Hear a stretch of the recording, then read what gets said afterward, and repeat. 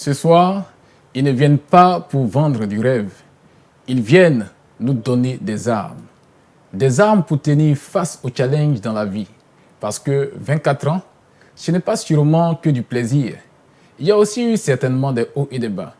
Comme le dit Ésaïe 40, verset 21, « Mais ceux qui se confient en l'Éternel renouvellent leur force. Ils prennent un envol comme l'aigle. Ils courent et ne se lassent point. Ils marchent et ne se fatiguent point. » Bienvenue dans Armenga. Alors, bienvenue dans notre maison Coupe Menga. Merci beaucoup. Voilà, monsieur, madame. On connaît un peu madame, mais c'est monsieur qu'on ne connaît pas. Menga, oui. On est arrivé, monsieur Menga. Merci beaucoup. Voilà, ici, nous sommes à Yeshua TV et vous êtes dans l'émission Harmonie familiale. C'est ça. Alors ici, on va apprendre à vous découvrir, nous les téléspectateurs. Donc ma première question est celle-ci. Comment est-ce que vous vous êtes rencontrés, monsieur Menga? Mon épouse, que je peux qualifier, je ne sais pas quel terme je peux qualifier notre relation. Cette relation est divine. Amen. Je peux dire qu'il n'y a pas de hasard dans la vie. Voyez-vous, la première fois que j'ai vu ma femme, la première fois, je vous le dis sincèrement, quand je l'ai vue, du fond de mon cœur, j'ai dit, cette femme, cette fille sera mon épouse. Amen. Et je pense que quand elle m'a salué, après je lui ai dit, ah, ma chère, je vais te marier. Amen. Dans l'amusement, elle a dit, non. Toi, me marier? J'ai dit, oui, tu seras ma femme. C'est parti comme ça. Ça, c'était en 97. Elle vivait dans la même maison avec les pasteurs. Ah, d'accord. Elle vivait dans la même maison avec les pasteurs en 97. Et c'est comme ça que tout est parti. Moi, j'étais ami à pasteur, mais elle vivait dans la même maison avec les pasteurs. À l'époque, les pasteurs n'étaient pas encore mariés. Et vous avez suivi l'église, l'historique de l'église. C'est ça. Il y avait le pasteur Tadé, paix à son âme. Elle-même, vivant chez le pasteur Tadé, elle avait commencé déjà à apprendre la culture. Elle était déjà imprégnée dans cette culture. Imprégnée dans cette culture-là. Parce qu'elle savait déjà préparer la nourriture congolaise. Elle savait déjà quelques mots, elle savait déjà échanger en lingala. Donc, vous voyez que le terrain était déjà... Donc, Dame Menga, le premier jour où M. Menga vous a dit que vous serez sa femme. La première fois que M. Menga m'a abordé, j'ai vu ça comme de la plaisanterie qui n'était pas intéressante pour moi. Je lui ai dit d'arrêter ce genre de plaisanterie. Il m'a dit, tu seras mon épouse. Je te dis aujourd'hui, tu seras mon épouse. Je lui ai dit, bon, comme tu continues, c'est bon. Et si tu insistes, j'irai en parler au pasteur. Il m'a laissé. Et chaque fois qu'il me voyait, il venait me saluer. Il dit, toi, tu seras mon épouse. J'ai dit, mais j'ai comme l'impression que tu n'as pas compris ce que je t'ai dit. Je t'ai dit d'arrêter, j'aime pas ce genre de plaisanterie. Il dit, d'accord. Et il est parti. Mais, l'amour, c'est tellement compliqué. Sincèrement, en ce moment-là, j'avais qu'un sentiment pour lui. Je le voyais juste comme un frère, juste comme un compatriote qui venait à la maison. Mais je ne pouvais pas m'imaginer un jour être son épouse. Non. Et qu'est-ce qui vous a convaincu à la fin? Parce que là, au départ... Ça, c'était en 97. C'est 97. Donc, à quel moment, déjà... Les choses vont basculer. C'est ça. 97, en l'an 2000, 99, le pasteur se marie. 99. En 2000, le pasteur va voir sa première fille. Sarah. Oui. Et là, je me dis, mais attends. Le pasteur, qui est mon frère, mon ami, c'est Marie, et moi, je reste le pasteur. Ça a créé quelque chose en vous immédiatement? Tout à fait. Oui. Ça m'a révolté. Ok. Je me dis, moi, je vais me marier aussi. Puisqu'on était déjà 3, à l'époque, on était 3, 4. Ben, je me suis rendu compte que dans notre groupe, tout le monde était marié. Donc, il ne restait que M. Menga. M. Menga. Wow. C'est en 2001. Je vais relancer maintenant. Donc là, de 97 en 2001, vous aviez arrêté de... Non, là, franchement... Vous avez arrêté? J'ai arrêté Parce même. que la sœur ne voulait pas que vous veniez... Non. Vous avez arrêté. Elle n'était plus même dans mon... Dans le programme. Dans mon programme même. Ah, bon. Oui. Et là, le mariage de votre frère vous révolte. Tout à fait. Donc, vous revenez à la charge. Je reviens à la charge. D'accord. J'ai dit, cette fois-ci-là, je veux maintenant... Il faut que j'aie maintenant les armes qu'il faut pour aller vers la serre. C'est ça. Donc, en 2001, j'ai discuté avec le pasteur. Je lui ai dit, pour la serre, là, il faut que je relance mon dossier. Le pasteur dit, donc, le pasteur était au courant déjà du dossier? Non, le pasteur était au courant de ce que lui appelait amusement, là. Oui. J'avais dit au pasteur que la serre là m'intéressait. D'accord. Bon, le pasteur lui aussi n'avait pas pris ça. Il n'avait rien dit pour l'instant. Il n'avait rien dit. D'accord. Le pasteur n'avait rien dit. Oui. Donc, il me regardait. C'est en 2001 quand j'ai dit, bon, je suis allé voir le pasteur. Le pasteur m'a dit, d'accord, il faut suivre la voie qu'il faut. C'est ça. Mais je pense que quand j'ai vu le pasteur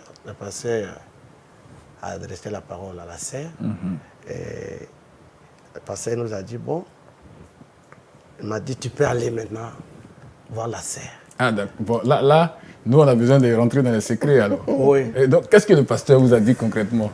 D'abord, le pasteur m'appelle, il me fait des reproches. Il me dit, mais là, j'avance. Les frères viennent te voir, te proposent le mariage, tu refuses. Tel frère vient te voir, tu refuses. Tu ne vois pas que tu es en train de vieillir. Hein? Décide-toi quand même.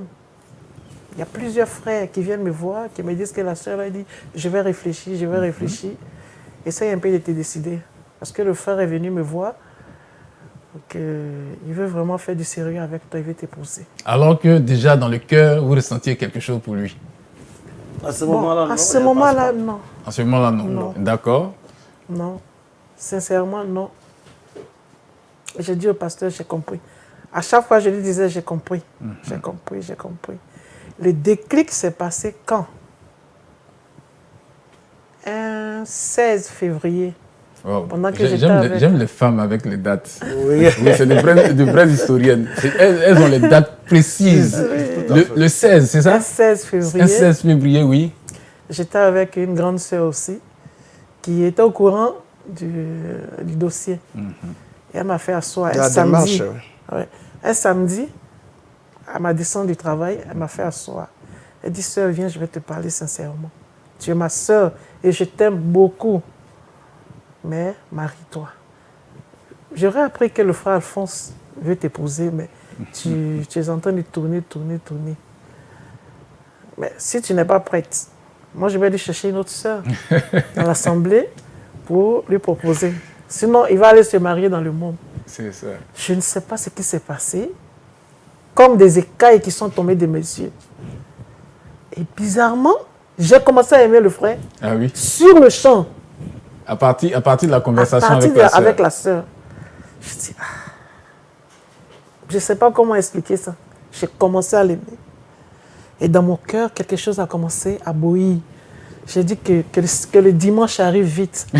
Si le frère m'approche cette fois-ci, qu'il me dit que sœur, mon problème là, tu dis quoi? J'ai dit, frère, j'accepte. Amen, amen. Je n'ai même pas dormi. Oui. Et qu'est-ce qui s'est passé par la suite réellement? Parce je n'ai même pas dormi. Là, on est en semaine. C'est samedi là. On tend vers le dimanche, c'est ça, non? Oui, c'était samedi. Maintenant, le dimanche. Dimanche à l'église. Dimanche à l'église. Oui. On a fini le Là, culte. l'assemblée était encore remplie. Ah, d'accord, là, c'était au Remblai. Oui, d'accord. l'assemblée était encore remplie. Et j'ai demandé même que le culte finisse vite. Je vais saluer le frère. Et en même temps, il a tourné de l'autre côté. Il est venu me voir. Shalom, ma soeur. J'ai dit, shalom, frère. Ça va? J'ai dit, oui, ça va. Il m'a tenu la main. Il dit, ah, ma soeur, mon problème là, tu dis quoi? J'ai dit, frère, ton problème est résolu. Amen. Hein. Ton problème est résolu. Et là, quand elle dit ça. Je t'aime à la folie. Amen. Ça, c'est le dimanche. Ah, c'était le dimanche. Wow. Il dit, la déclaration d'amour oui, immédiatement. Il m'a dit, répète. J'ai dit, je ne sais pas. Mais je t'aime comme jamais. J'accepte ton vœu. J'accepte d'être ton épouse. Ok. Donc le frère était tellement dans la joie. Il dit, bon, il faut qu'on fête ça. C'était un 17 février. Ouais. Il dit, il faut qu'on fête ça. Appelle ta soeur, la soeur dont je parle. Parce que c'est elle qui a fait le non, travail lui, final. Lui, il ne savait pas. C'est vrai que le pasteur, il Non, ne savait pas. Non, lui, il ne savait pas. Mais quand même, il l'invite. Parce que j'étais proche, j'étais proche d'elle. D'accord. Parce qu'il ne voulait pas qu'on soit à deux.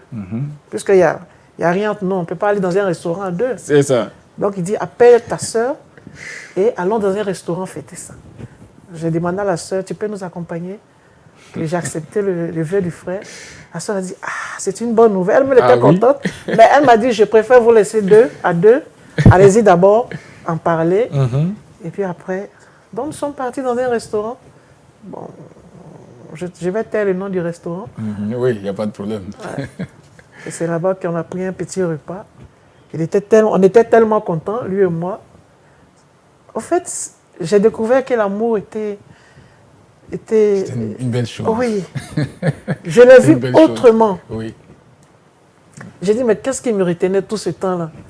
Et puis, je n'arrivais pas à aimer le frère. Et sur le champ, le frère m'a dit, bon, quand on va finir de manger, tu vas appeler tes parents. J'ai dit, frère, aussitôt. Il dit, oui, je ne veux plus attendre. Tu vas appeler tes parents. D'accord, c'est tellement intéressant. On va aller à la prochaine rubrique. Voilà.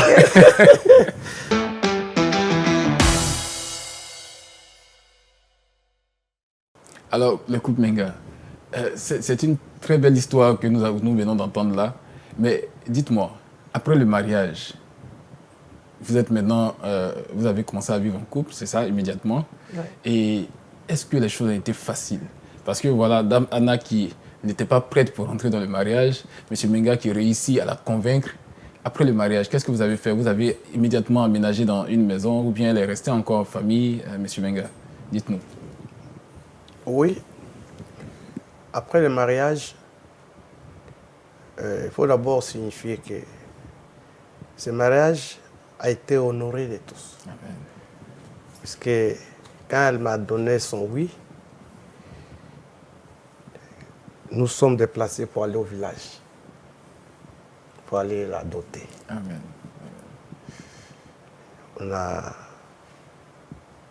On avait vraiment un peu de moyens. C'est une délégation, le pasteur, j'ai pris, il y avait des grands frères, des tontons qui nous ont accompagnés. Une délégation, puis de 17 personnes. Waouh. Ah là, c'était pas du jeu. Et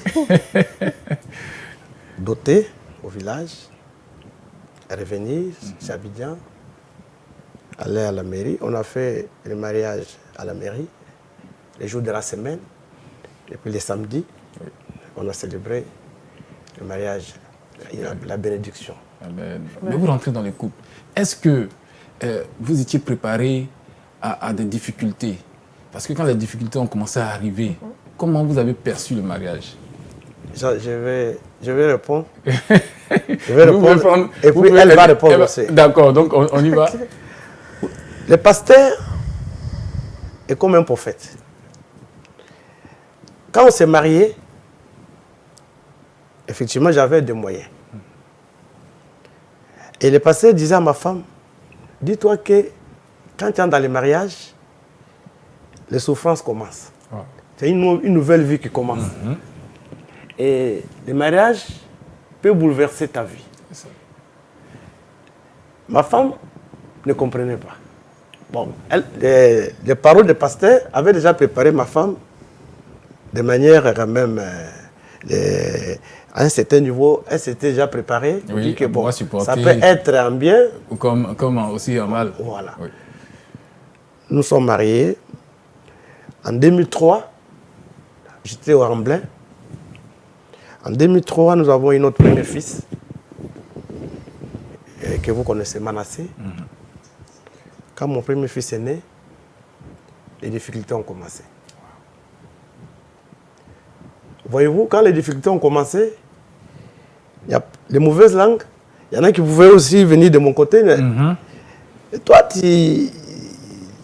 es congolais, on t'a dit, il y a des sœurs au Congo, tu dis, tu veux te marier à une sœur ivoirienne. Tu es marié à une ivoirienne, voilà les difficultés ont commencé. Donc, il y a aussi des gens qui pouvaient dire à la sœur, mais... Oui, voilà, au lieu de te marier à un Ivoirien... Donc, tu pensais qu'il a l'argent aujourd'hui, voilà, la difficulté. Il n'a plus l'argent. C'est pour dire aux uns aux autres que les mariages, quand tu es dans un mariage, l'homme peut avoir l'argent aujourd'hui, et puis demain, n'en a pas à avoir. Tu peux entrer dans un mariage, l'homme n'a pas l'argent, et puis demain, il peut avoir l'argent demain. Alors, quand cette situation est arrivée, Damana, le mariage, je n'ai pas demandé à me marier. Et après le conseil par-ci, par-là, j'ai fini par accepter le mariage et mon cœur même a commencé à aimer cet homme. Je rentre dans le mariage, immédiatement, voilà, les difficultés commencent. Bon, avant que je n'entre dans le mariage, moi, je travaillais. J'avais des moyens. Et j'étais tellement à l'aise dans ce que je faisais que je me suis dit qu'à quoi bon me marier? J'avais déjà des moyens. Vous comprenez, non? Donc, quand je me suis mariée, mon mari m'a dit, bon, ma chérie, moi, je vais m'occuper de toi. Viens. Viens. Parce que le travail que tu prends toute une journée et on vient de se marier. On vient de se marier, il faut quand même qu'on apprenne aussi à rester un peu ensemble. Quand j'ai vu ma patronne, elle m'a dit, non, tu ne laisses pas le travail. Tu ne laisses pas le travail. Je me suis entêtée, j'ai laissé le travail. Et je suis entrée dans le mariage. Donc, quand mon premier fils est né, comme mon mari l'a dit, les difficultés ont commencé. Tout a commencé à chambouler dans la vie de mon mari. Des surprises, des problèmes qui quittaient par-ci, par-là. Je dis, bon, heureusement que le pasteur, mon pasteur Zorobabel, m'avait déjà fait asseoir, me donner des conseils. Que le mariage, ce n'est pas forcément... tu ne vas pas tout vivre. Au calme. Voilà. Mais il peut y avoir des moments difficiles. Mais il m'a donné beaucoup de conseils. Et voici un conseil qu'il m'a donné que j'ai appliqué jusqu'à aujourd'hui. Il m'a dit, ton mari que tu vois là, c'est mon ami. Je le connais mieux. Je vais te donner un conseil. Si tu suis ses conseils, tu n'auras pas de problème avec lui. Amen. Il a ses faiblesses, il a ses erreurs, mais je te demande de lui donner du respect. Si tu lui as donné du respect, tout ce que tu vas lui demander, il va te donner. Amen. Et ça, j'ai gardé ça pour moi. Malgré tout ce qui est arrivé, malgré tout ce qu'on a eu comme problème, il est resté pour moi comme je ne peux pas dire sauveur, c'est trop dit, mais un appui très solide. Très solide. Et comme je l'aimais, je pouvais le supporter. Comme je l'aimais, je pouvais accepter certaines choses, mais tout en restant en prière. Tout en restant en prière. Prier pour lui. Prier aussi pour tout ce que nous sommes en train de traverser.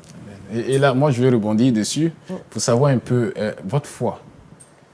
La foi dans le couple. Comment vous gérez cet aspect-là? M. Benga, la foi dans le couple. Oui. Quand nous allons à l'église, c'est pour être de bons parents. C'est ça. C'est pour apprendre. C'est pour apprendre. Oui. Être de bons parents, être un bon père, être une bonne mère pour ses enfants. Moi, je suis un bon père pour mes enfants. Amen. Être un bon père, c'est aussi supporter ta femme. Oui. Je vais plus loin. Dans un foyer, il y a deux choses. L'amour et la grâce, ce sont des sœurs jumelles. Quand il y a l'amour dans un foyer, tu as tout gagné. L'amour patiente. L'amour couvre. L'amour supporte. L'amour éduque. Amen. Amen. Monsieur Arna, bon, je sais que, par mes informations, que vous êtes chantre à l'église. Et donc, votre foi, comment est-ce que vous la vivez? À part tout ce que M. Menga vient de dire, vous, de manière personnelle, votre foi, comment vous la vivez? De manière personnelle, d'abord, je suis reconnaissante pour l'œuvre accomplie pour moi. Amen. À la croix. Le pardon. Le pardon et ma transformation. Amen. Votre transformation. Oui. Allah, vous touchez un point essentiel. Quand vous parlez de votre transformation, qu'est-ce que vous voulez dire? C'est une nouvelle personne que je suis aujourd'hui. Amen. C'est ça. Et voyant cette œuvre-là, je me dis que je dois beaucoup à Dieu. Qu'est-ce que je peux faire pour le service de Dieu? Qu'est-ce que je peux apporter? L'argent ne suffira pas. C'est ma vie que je dois mettre au service. Et dans cette vie-là, Dieu m'a quand même donné quelque chose. Dieu m'a donné quand même une voie par laquelle je peux le servir. C'est ça. Raison pour laquelle, avec le petit don que j'ai, je me suis mise au service de Dieu, c'est-à-dire à la chorale, chanter pour lui. Là, on va passer à un autre stade. D'accord. Tout à l'heure, vous étiez en train de parler du déclic qu'il y a eu lorsque le premier enfant est né. Une fille, un garçon. Un garçon? Un garçon. Oui, un garçon. Et après votre premier fils, vous avez eu combien d'autres enfants? 3. 3 enfants. Donc, vous avez 4 enfants. Tout à fait. OK. Et les 4 enfants, que des filles, que des garçons, mais il y a aussi des filles? Une fille. Une fille. 3 garçons. D'accord. Donc, les 3 garçons, c'est les aînés? Le premier garçon. Oui. La fille vient à la deuxième position. Ah, d'accord. Et là, à la maison, avec les enfants, comment est-ce que vous vous organisez, monsieur, madame? Comment vous organisez pour l'éducation de vos enfants? Peut-être qu'on va commencer par monsieur Menga. Oui. Dieu m'a fait grâce et Dieu nous a fait grâce. Il m'a fait grâce, moi, de m'avoir donné une femme qui aime servir Dieu. Et je l'ai dit tout haut parce que ma femme, son souhait le plus ardent, c'est de voir ses enfants servir Dieu. Amen. C'est le salut de ses enfants. Le salut de ses enfants, c'est ce qui l'importe dans sa vie. On n'a pas une autre préoccupation que de voir nos enfants être sauvés et puis suivre la voie de Dieu.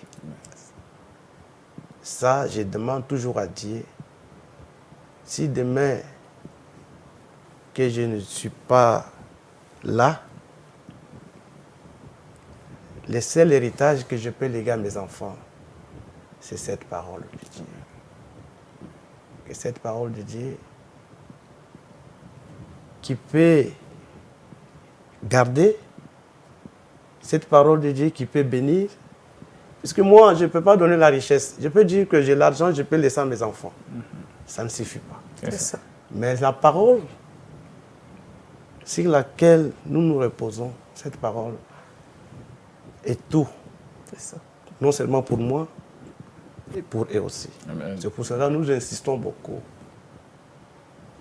Si tu viens dans ma maison, que tu me vois, je suis fâché, ou bien ma femme est fâchée, peut-être on veut que les enfants soient impliqués 100% à l'œuvre de Dieu. C'est ça. Damana, comment vous faites ça? Parce que là, il y a le vouloir. C'est ça. Mais après, comment ça se passe de manière pratique pour que réellement les enfants puissent accepter de marcher selon ce que vous voulez? Ouais. Il faut dire que ce n'est pas facile. Ce n'est pas facile. Tu peux vouloir que les enfants marchent dans ce sens-là, mais dans cette génération-là, ce n'est pas facile.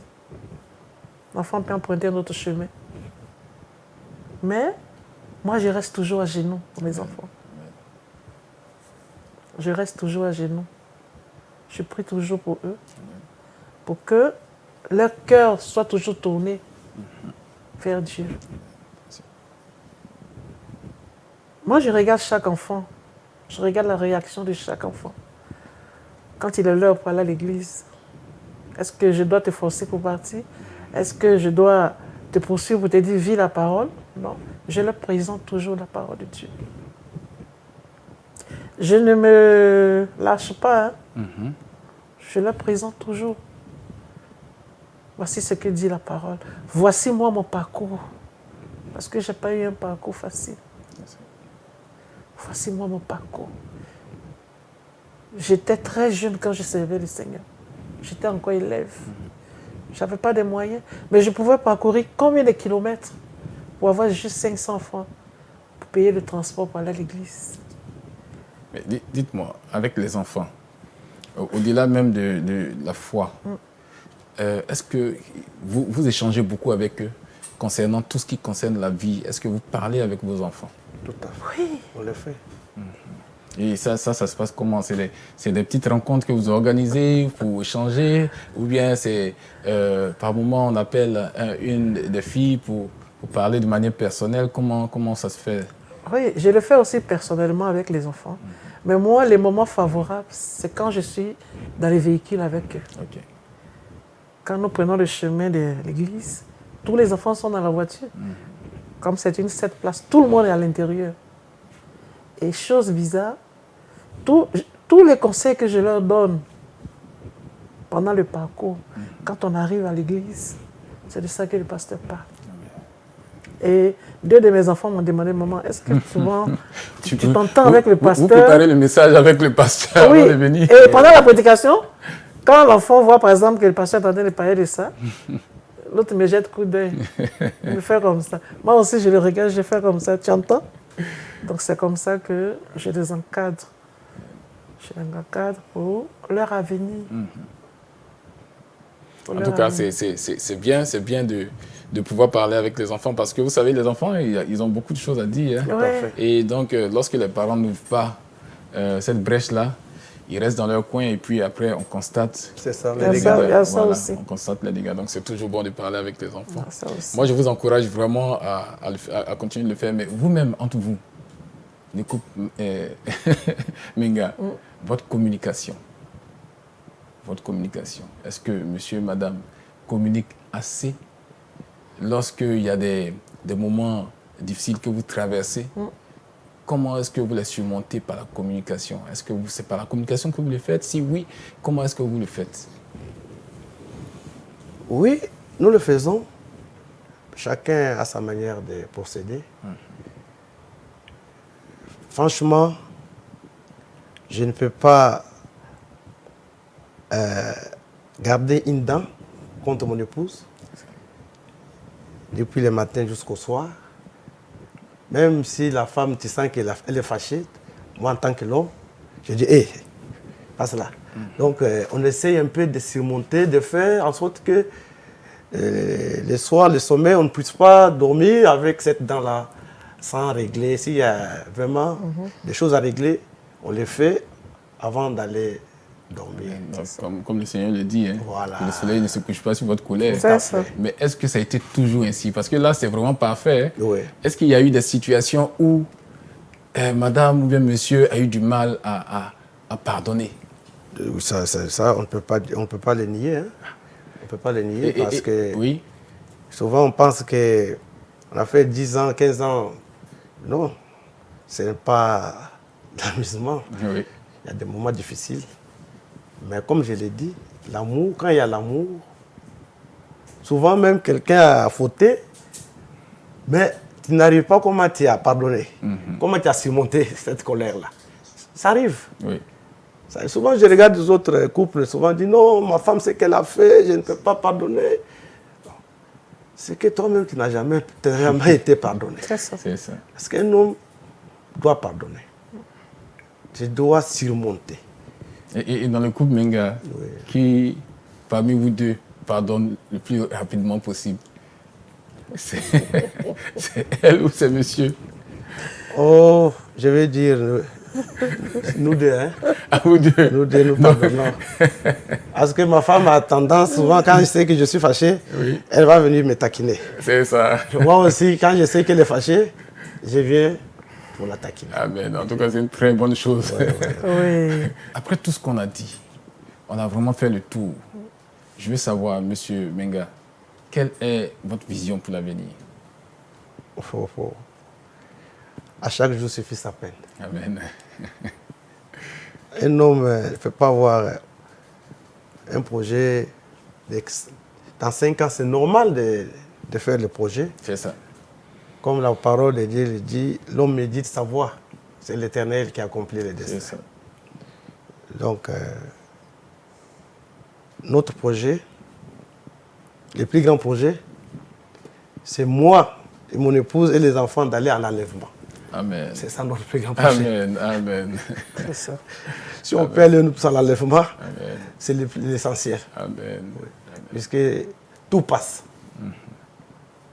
Moi, j'ai un principe, je me dis que dans la vie, tout passe. Ça. Il n'y a rien qui est éternel. Tout ce que nous voyons va passer. Ça.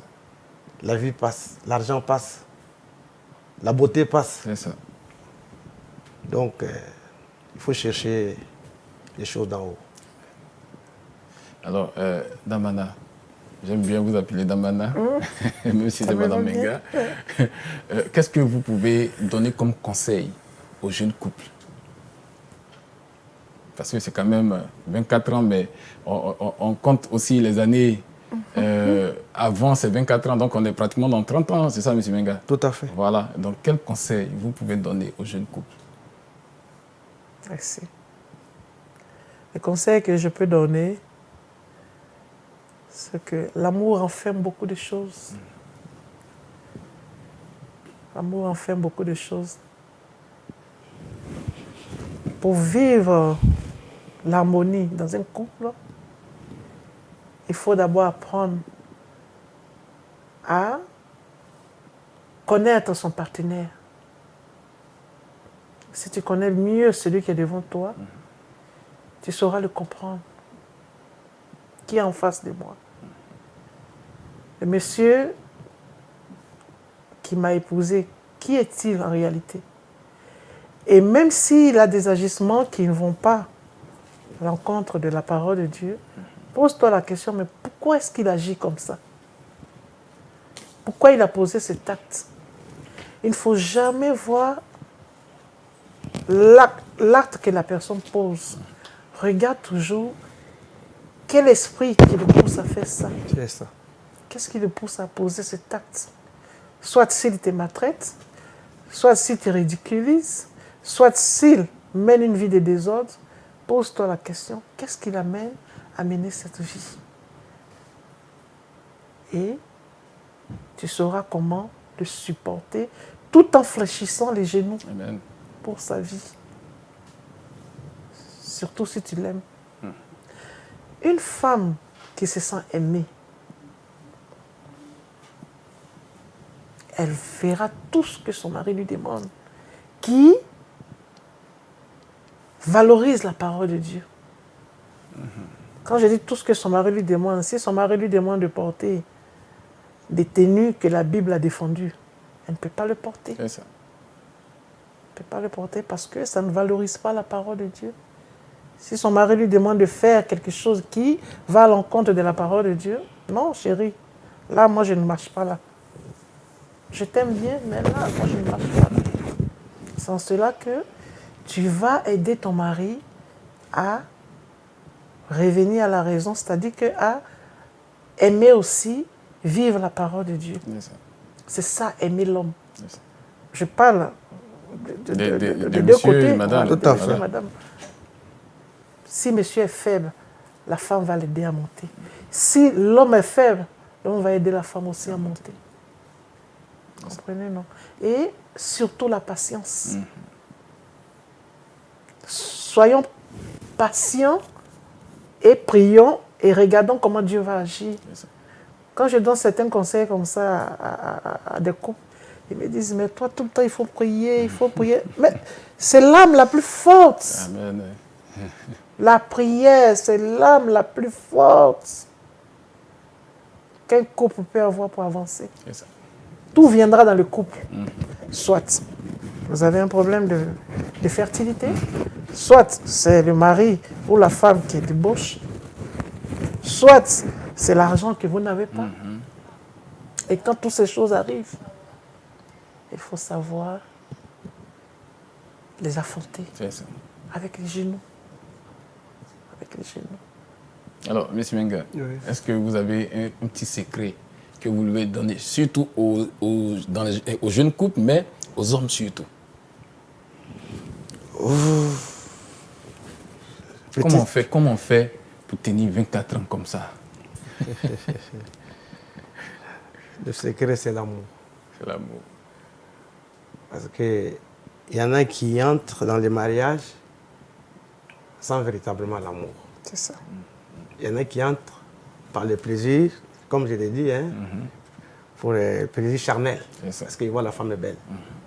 Demain, la beauté peut partir, la beauté peut disparaître. Donc, après, il se trouve, non, cette femme va commencer à voir les défauts. Elle est comme ça, elle me respecte. Mais quand il l'aimait au départ, tu n'avais pas vu ça? C'est ça. Donc, c'est l'amour. C'est l'amour. Amen. Amen. Alors, on va suivre ces mots-là. On va essayer de prendre votre mot de fin. On va commencer par Madame, et puis terminer par M. Menga. Donc, Madame Anna, quel est ton mot de fin dans cette émission Harmonie familiale? Mon mot de fin, remercier la chaîne Yeshua TV pour cette belle émission Harmonie familiale. Elle permettra à beaucoup de couples de surmonter vents et marées.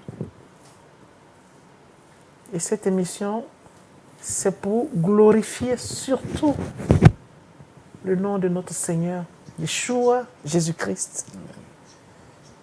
Donc je bénis le nom du Seigneur, je bénis l'émission Yeshua TV.